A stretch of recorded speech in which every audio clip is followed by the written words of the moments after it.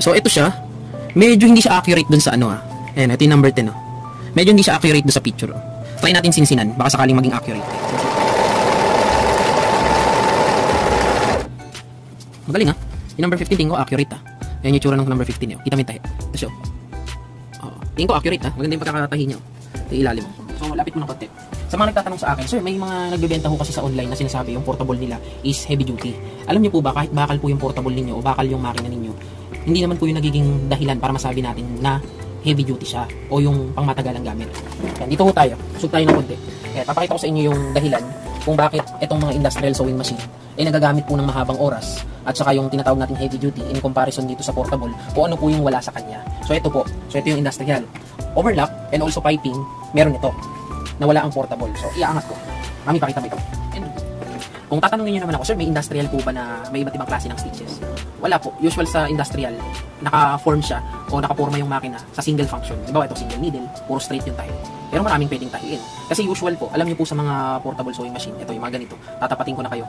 Kahit sabihin mo 21 stitches dyan, iilan lang dyan yung karaniwang magagamit mo. Ang commonly used dyan. Buenas, welcome po sa ating YouTube channel. Ako po si Mel Buenaventura ng Team Buenaventura. At sa video na to, ang pag-uusapan po natin ay yung mga portable sewing machine. Kasi marami pong nagtatanong sa akin, pwede ba ito gawing panimula kung mag-uumpisa ka ng negosyong patahian. And sa video na to, gagawan natin yan ng comparison. Kasi meron tayong i-review yung portable sewing machine dito. Ito yung latest brand model ng Tolentino Marketing yung binibenta nilang portable. So ipapakita ko rin sa inyo yung luma nilang portable, which is ito. Ayan, yung binigay nila sa atin. Tapos ito yung latest version nila ng portable. Ano ba yung kaibahan nila? At paano nga ba natin ikukumpara sila dun sa tinatawag nating industrial sewing machine o yung single high speed? So bakit nga ba si portable sewing machine pang sariling gamit lang? Bakit nga ba yung single high speed pang negosyo o pwede mo magamit as pwedeng pagkakakitaan? So ngayon sa video na to, i-detalye natin lahat yan. Pag-uusapan natin ano nga ba yung mga kaibahan nila at yung mga advantages at saka disadvantage ng mga ganitong makina versus dun sa ganitong makina. Siyempre kung gusto nyo malaman ang lahat ng sagot sa tanong na yan, tapusin nyo lang tong video natin dahil ituturo ko sa inyo yan lahat sa kabuuan ng video. Siyempre, umpisahan na po natin pagkatapos na ng intro.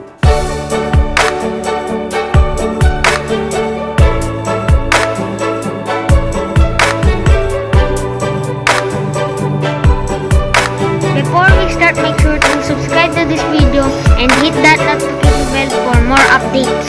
So ipapakita ko muna sa inyo para ma-review tayo ng konti. Ito yung portable ng Tolentino last year. Ito yung binebenta nila na nagkaroon na ng upgraded version. Ito yun. So ito yung binigay nila sa akin last year na portable. Ayan. So kung mapapansin nyo, medyo kung usapang physical feature maganda Saka madali buhat-buhatin ang atin. Hindi naman siya sobrang bigat. So ito naman, ang kagandahan sa mga portable na wala sa mga industrial sewing machine is meron siyang different kinds of stitches. Merong iba't ibang stitches. Paano mo ba bibilangin yan? Ang pagkakaalam ko to is 8. So ang bilang kasi niyan, kung mapapansin nyo to, ito yung may rectangle na yan. Isang stitch lang yan kasi ang tawag dyan buttonhole stitch. Magkakaugnayan 3 na yan. So ang bilang niyan is 1. Ito naman yung straight stitch na yan. So pare-parehas yan kung mapapansin nyo. Magkakaiba lang ng layo ng pagitan. So kumbaga mas malaki yung stitches nito. Ito pino. So isang bilang din yan yung 3 na yan. So 1, 2. Ito naman yung mga zigzag niya. Kung papansinin nyo, pare-parehas din naman mga zigzag. Magkakaiba lang yung taba at kitted ng zigzag. So from dito 1, 2, 3, 4, 5, 6, 7, 8. So, 8 stitches siya sa kabuuan nitong makina. So, pwede ka makagawa ng 8 stitches dito. So, pinapakita ko lang sa inyo yan. So, meron siyang back stitch. Ayan, may back stitch siya. So, yung put niya, yung pressure put niya is natatanggal. Ayan. So, detachable at pwedeng palitan din yung pressure put. So ngayon, usual yan pag mga brand new yung mabibili mo. Ito kasi mabibili mo to brand new. Saka hindi ito yung SAR Plus na 110 volts. Ito direktang 220 volts. So meron yan mga kasamang ano dito. So meron yan mga kasamang put, at kung ano-ano pa. Ayan, nandito lahat yan. Screw, bobbin winder. Ayan, nandito lahat yan sa loob. Karayom meron din. Oh, may karayom din yan. Well, syempre, since na-review na natin to, ayan, nandito yung kanyang bobbin case. Ayan. Yan, kung mapapansin nyo, kinalawang na sa atin, hindi natin nalilinis. So, since may review na tayo, may video na tayo ng review tungkol dito, ang ipapakita ko na sa inyo is yung latest version niya. So, baba na natin to.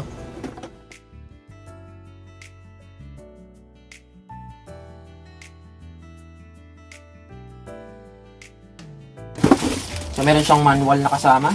At saka ito yung cover. Ayan.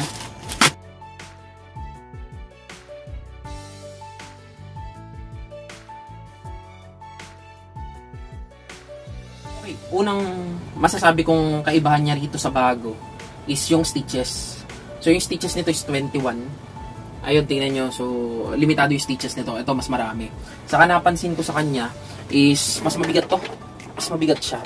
So, tingin ko, may mga parts na rin to na bakal sa loob. Although, ito alam ko meron din eh. May mga parts na bakal nito. Pero ito siguro mas maraming bakal sa loob. Ayan. So, isa pa sa napansin ko, kung comparison dun sa... Kasi parehas naman sila ng brand. Mas latest version lamang ito kumpara dun. Isa sa mga napansin ko, yung physical feature niya, yung itsura niya. Mas maganda to. Mas maganda yung forma. So, ito yung backstitch niya. Ayan. Medyo maliit yung pindutan. Tapos, ito yung mga gamit niya. Ayan. So, same lang din ng isa. Yun din yung pwesto nung bobbin case. Tingin ko parehas din sila ng bobbin winder. Parehas din sila ng bobbin case. Ayan. Saka bobbin winder, parehas sila. Tapos, same nung isa, napapalitan siya ng pressure foot. Napapalitan ng pressure foot. Saka meron siyang mga kasama rin dito. Ayan. So, ito yung mga kasama niya. Yung mga kasamang foot. Karayom. Ayan. May karayom, may pressure foot. Ito, lagay ng sinulid, may screw. Ayan.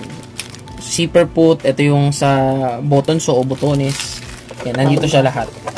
So, kung usapang presyo naman, ang pagkakaalam ko, ang presyo ng Tolentino Marketing nito is 8.5. Yung isa yata is nasa, yung isa 6.5 lang yun eh. So, mas mura yun ng 2,000 kumpara dito. Yan. So, kaya ko lang pinakita sa inyo to, gusto kong pag-usapan natin kung worth it ba yung ganitong makina. At syempre, yun po bigay nila sa akin. Yun. Ito is pa-review lang. Yan, pina-review lang ng Tolentino. So, hindi po akin to ha. Walang mapapasana all dyan, hindi binigay sa akin to. Pero, comment kayo sa baba. Oo, hikayatin natin si boss na iparapol natin to para mapunta sa inyo.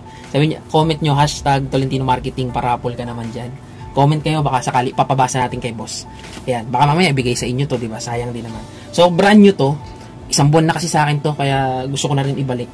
Hindi ko lang nagagawa ng video. Meron yung plastic pa, hindi ko tinatanggal kasi hindi naman atin. Ayan, may mga plastic pa yan. Ayan. So, meron pa tong kasama na ito, yung foot niya. Ayan, foot pedal. Pag bibili kayo ng portable, mas maganda yung pa-foot pedal. Huwag kayong masasanay doon sa dipindot. Kasi mas mahirap i-gamitin yun, yung depress siya. So, bibili kayo ng ganito, yung may foot pedal. Kasi just in case na mag-upgrade kayo ng single high speed, may idea na kayo kung paano yung pag-apak. Kasi ito, wala itong dipindot. Ang mga industrial, hindi dipindot yan, itapak talaga. So, kailangan, kung bibili ka ng portable, ganito na yung bilhin mo, yung may mga foot pedal, para hindi man siya kasing bilis ng industrial, kahit paano, nasasanay yung paa mo, may background ka na, dun sa pagtapak. Yan. So, okay. Ngayon, tetestingin natin tong makina, para makita nyo namang gumagana siya. Okay, isipin nyo, hindi gumagana eh.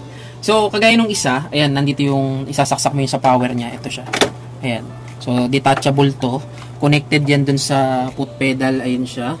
Then, direkta siya sa 220 volts. So, yun yung saksakan natin o yung outlet.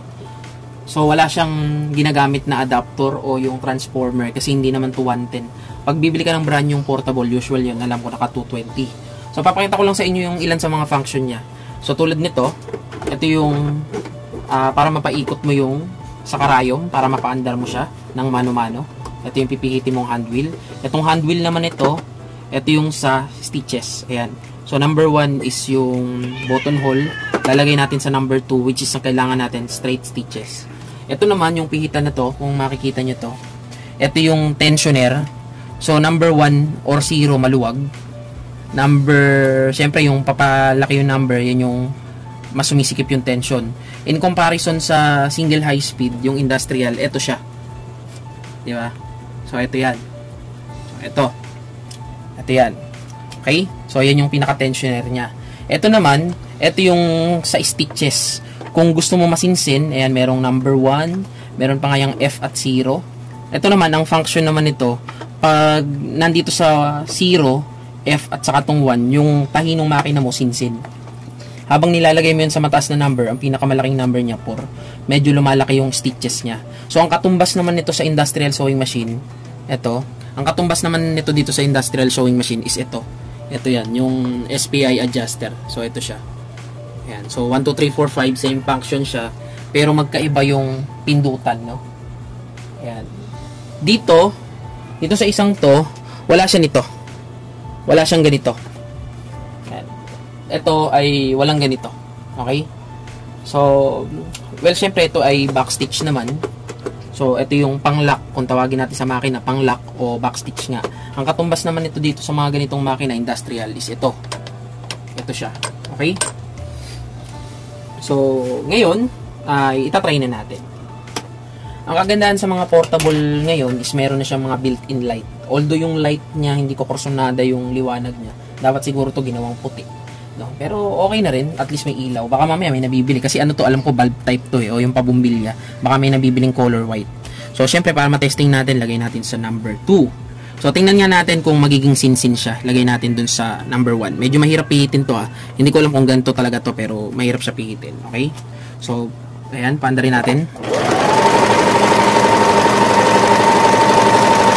Ayan, kung mapapansin nyo, medyo masinsin. Ayan mami, pakita mo to. Ayan yung tahi niya Sige, isum mo. Ayan, medyo masinsin. Nakalagay po yan sa number 1. So, ngayon, ilagay natin sa, palakihin natin ng konti. Ayan, lagay natin sa 3. Huwag natin sagad sa 4. So, tingnan natin kung lalaki yung SPI o yung stitches niya. So, ayan. So, ayan, from dito, yung masinsin, yan, nakita nyo, sobrang sinsin. Ito na siya, yung malalaki na yung, ano niya, yung pinaka bagsak nung karayom. Ayan, dito kasi sinsin masyado So, syempre, na-try na natin yung straight stitch. Try naman natin yung zigzag. Number 4, zigzag tayo. So, zigzag yan. And number 4, try natin dito. Ayan, goods naman siya. Ayan, maganda naman yung pagka-zigzag niya. Ayan, So, same procedure. Kung gusto mo medyo masinsin yung zigzag, dito mo siya i-adjust. Ayan, halimbawa, number 3 siya. Balik natin ulit sa number 1. Ayan, medyo mahirap talaga siya pihitin. Ayan, number 1. Tingnan natin kung magiging sinsin.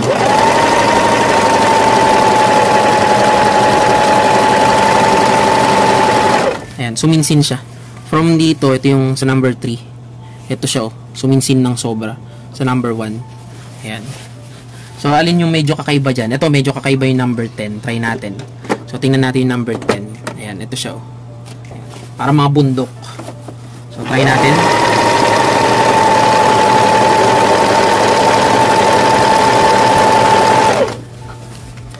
So, ito siya. Medyo hindi siya accurate dun sa Ayan, ito yung number 10, Medyo hindi siya accurate dun sa picture, Try natin sinsinan. Baka sakaling maging accurate. Ayan, sinsinan natin. Number 1 lang.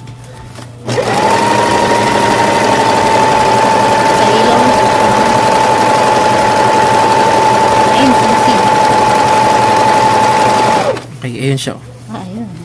Ayan, yan na. Yan na siya. Yan, ito na siya, number 10. Medyo accurate na siya. Siguro, dapat pala, kung gusto mo maging medyo accurate dito, ilalagay mo sa number 1.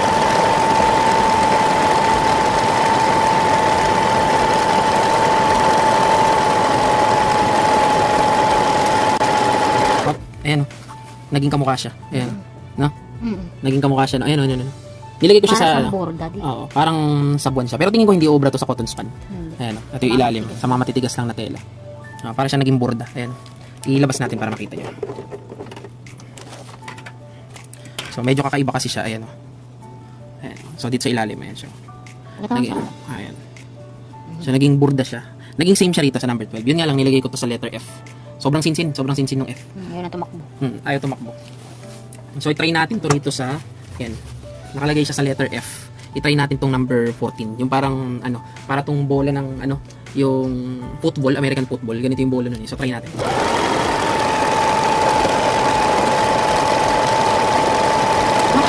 Nahihirapan siya, sobrang sinsin. So, ako ginagawa ko, tinutulungan ko siya ng hatak. Ayan.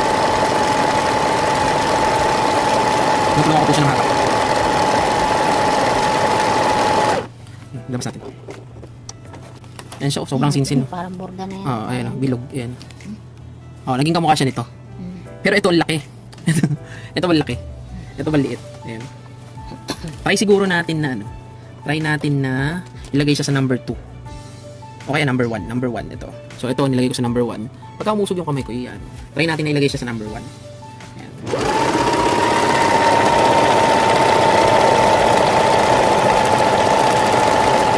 Wala, hindi po nakuha yung bilog. Ayan siya. Parang naging sigsag lang. Okay?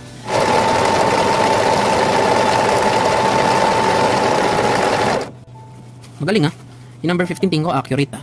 Ayan yung tsura ng number 15 niyo. Kita mo yung tahi. Ito siya. Tingin ko accurate ha. Maganda yung pagkakatahi niya.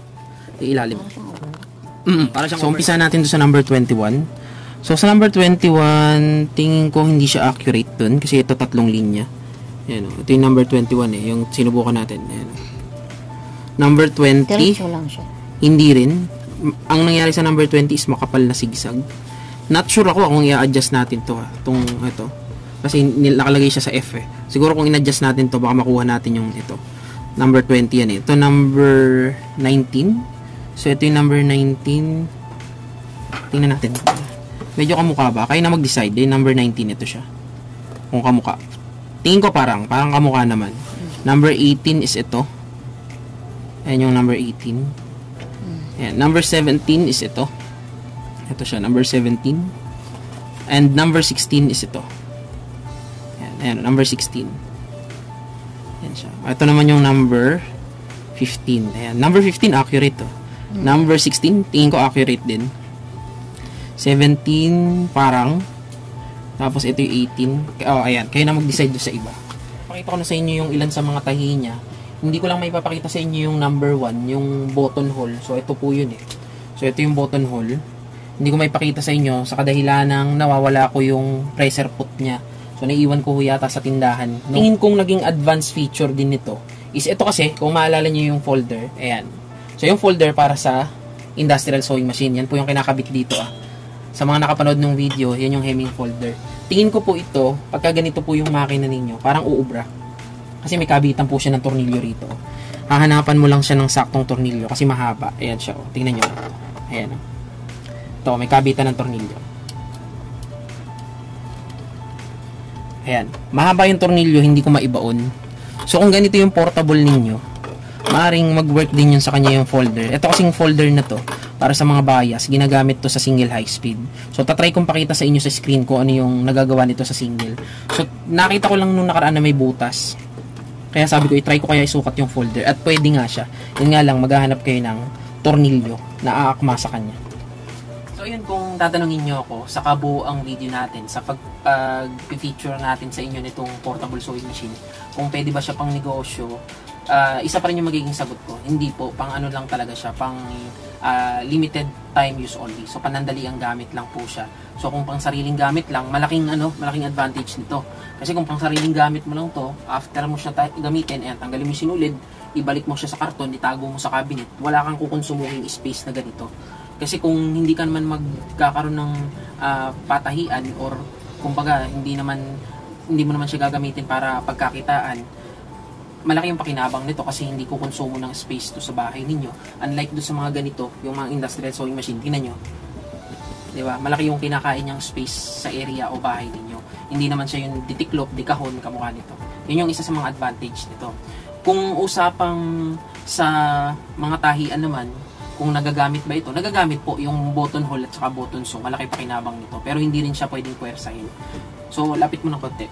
Sa mga nagtatanong sa akin, sir, may mga nagbebenta ho kasi sa online na sinasabi yung portable nila is heavy duty. Alam nyo po ba, kahit bakal po yung portable ninyo o bakal yung makina ninyo, hindi naman po yung nagiging dahilan para masabi natin na heavy duty siya o yung pangmatagalang gamit. Yan, dito ho tayo. Usog tayo ng konti. Yan, papakita ko sa inyo yung dahilan kung bakit itong mga industrial sewing machine ay nagagamit po ng mahabang oras at saka yung tinatawag nating heavy duty in comparison dito sa portable, kung ano po yung wala sa kanya. So ito po. So ito yung industrial. Overlock and also piping, meron ito na wala ang portable. So iaangat ko. Mami, pakita mo ito. So ang portable sewing machine is walang sariling langis o yung wala siyang self-oiling kung tawagin nila. Kaya po ito yung may langis sa ilalim kasi habang ginagamit nyo po ito, meron kami tinatawag ditong oil pump. Ito po yung oil pump. Ito ang trabaho po nito, yung langis sa ilalim, habang umaandar yung makina mo, hinihigop niya. Hihigupin niya ho. Ayan. Pagkahigop niya po, ayan, baba ko muna hihigupin ng oil pump. Ayan, nakita nyo may mga tubo. May mga tubo. Ayan po, tubo po yan. Sa loob ng makina, may mga tubo pa ho yan. So, pag hinigop po pag umandar ho, yung langis po sa ilalim, hihigupin po ng makina, iaakyat po niya rito sa taas. So, binuksan ko tong ating makina, yung industrial sewing machine, para makita nyo. So, kaya po ito yung nagagamit ng mahabang oras. Yun, yung kamukha nung pinakita ko sa inyo kanina, yung langis niya sa ilalim, at saka yung oil pump. Pag ho yan ay pinaandar ninyo, yung langis po sa ilalim, hinihigop po yan ng oil pump, iniaakyat sa taas, pinaliliguan yung ibabaw, yung sa loob. Para ho yung mga joints o duktungan ng makina, especially sa mga bakal, hindi ho siya yung parang kinakalawang, naglalagutukan. Yun po yung wala sa portable sewing machine. Kung papansinin niyo ang portable sewing machine, compact lang siya, wala siyang lagay ng langis. Kung meron man yung iba, pinapatakan lang. So ayan, papandarin ko yung makina. Ayan. Paandarin natin yung makina, ito yung magpapatunay sa inyo na yung langis niya umakyat talaga sa taas.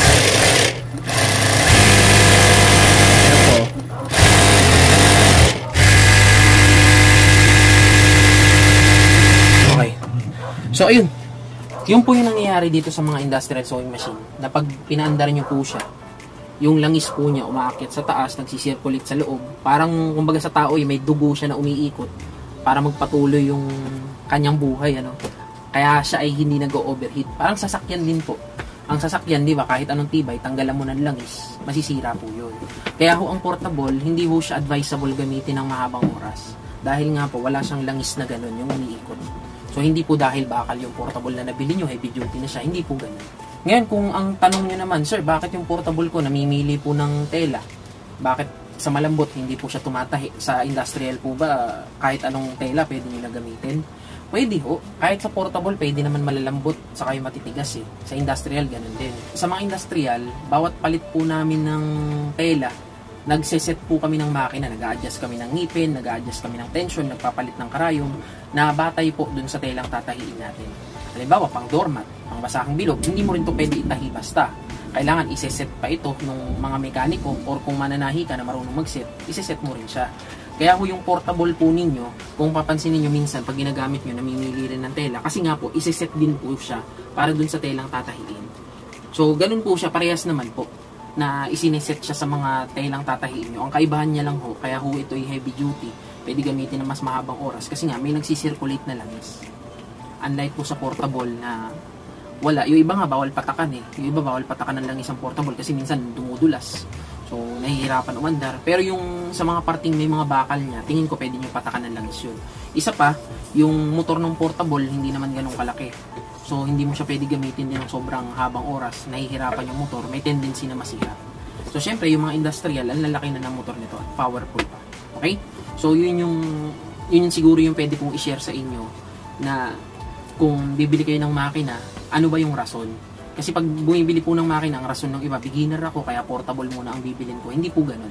Pag pang sariling gamit po, okay lang yung portable. Yun yung tatandaan nyo.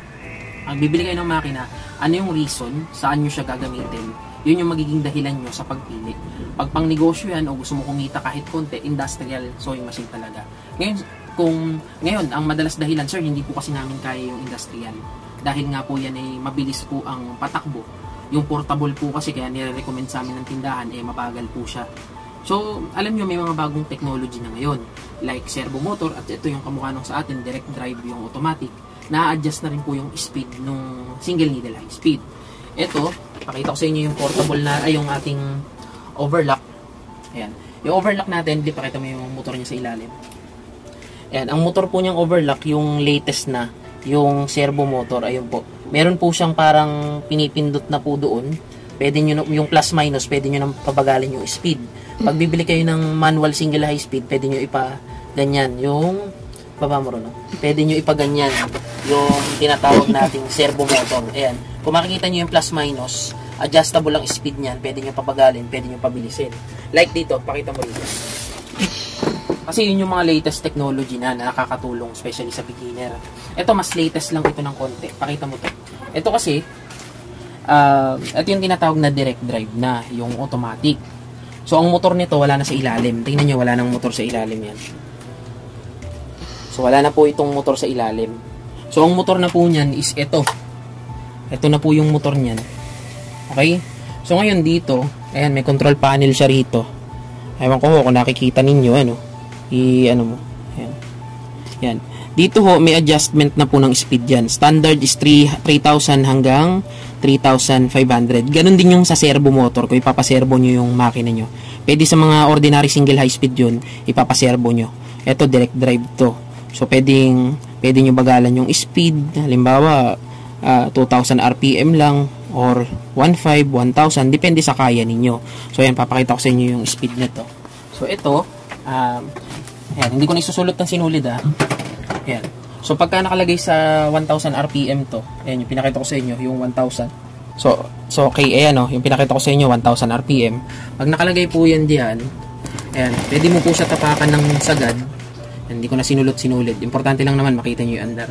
So, pwede nyo siya tapakan ng sagad, mabagal po siya. Ayan, sagad po ang tapak niyan, mabagal yan. Ngayon, kung nabibilisan ka pa, pwede mo pa siyang mas bagalan.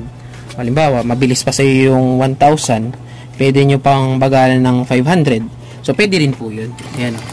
Kaya, napakabagal na yan. Mas mabagal na sa portable yan.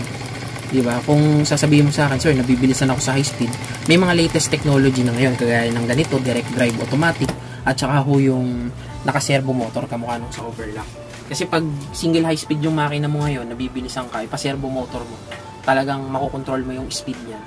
No? And, kung tatanungin nyo naman ako, sir, may industrial po ba na may iba't ibang klase ng stitches? Wala po. Usual sa industrial, naka-form siya o nakaporma yung makina sa single function. Halimbawa, ito single needle, puro straight yung tahi. Pero maraming pwedeng tahiin. Kasi usual po, alam nyo po sa mga portable sewing machine, ito yung mga ganito, tatapatin ko na kayo. Kahit sabihin mo 21 stitches dyan, iilan lang dyan yung karaniwang magagamit mo. Ang commonly used dyan is yung single stitch lang, yung straight stitch. Bonus na nga, ang pinakamagandang gamitin nga rito is yung buttonhole, saka yung zigzag para sa pangbutones, no? Kung tatanungin niyo ako kung alternative din to ng overlock, pwede. Pero hindi niya talaga napupunuan yung function ng overlock. Kasi zigzag lang siya. Ang overlock kasama yung trim, yung pagpuputol. Tingnan niyo to. Tingnan niyo to. So, ito yung dulo ng tela. Kasi ang sabi nila, yung sa portable sewing machine daw, yung may function daw yan ng overlock, which is yung zigzag. Pwede, pero tandaan nyo lagi, ang isa sa mga function ng edging o yung overlock, linisin yung tabi. So, nalilinis lang yung tabi. Pag ginamitan mo ng overlock, may tahing pasigsag din yun. At the same time, itong mga nisnis ng tela na yan, may blade yun, kinakating. Pinuputol yan. So, dito sa portable, pag tinahian mo yan, although yung tahi niya ni zigzag din, hindi niya napuputol ito. Hindi niya napupunuan yung function ng overlock, which is dapat nalilinis itong mga nisnis na yan kasi importante rin yan na maputol para maganda yung dulo ng tela mo.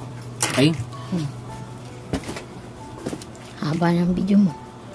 So ayun, since marami na ako na ipaliwanag sa inyo at alauna na po yata na madaling araw. Mag-alas 12 na, bilisan mo. Ayan. So ayan, since marami na ako na ipaliwanag sa inyo, medyo inaantok na tayo, no? Napakita ko na sa inyo yung kaibahan ng dating portable, latest portable, at saka nagbigay na rin ako ng konting idea dito sa single needle high speed kung ano yung kaiba niya sa portable. Basta lagi, pag bibili po kayo ng makina, saan nyo siya gagamitin. Huwag kayo maiinganyo dun sa different kinds of stitches. Dahil hindi naman po yan lahat nagagamit nyo. Maniwala kayo sa akin. Ayun yung sinabi ko kanina sa una ng video. Well, actually, hindi naman alam ni boss yun. Pero try natin, di ba? Comment kayo sa baba. Kasi ito yung susuli ko po sa kanila. Stock po nila to. Hindi naman to binigay sa akin. Pina-review lang sa akin para ipakita sa inyo na may bago silang portable sewing machine. Well, syempre, since isa to sa mga display yata, comment ka sa baba. Lagay mo hashtag Tolentino Marketing, free raffle naman yan. Malay nyo, makita ni boss, or pag sobrang dami ng comment, pakita ko kay boss. Malaman, doon sabihin niya, di ba? So, ayun, maraming salamat. Ako po si Mel Benaventura, Ate Christy, taga video. See you sa next video. Bye-bye!